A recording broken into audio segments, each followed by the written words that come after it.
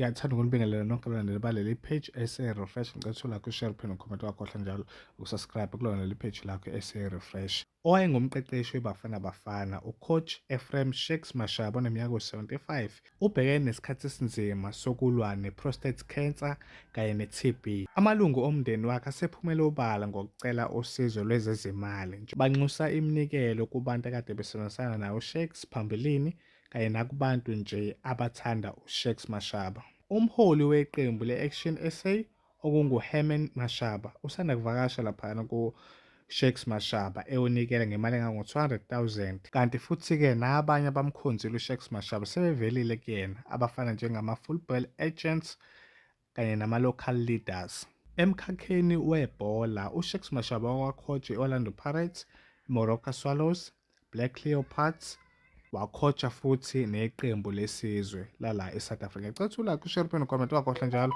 ukusubscribe kulona leli page lakhe ese-refresh.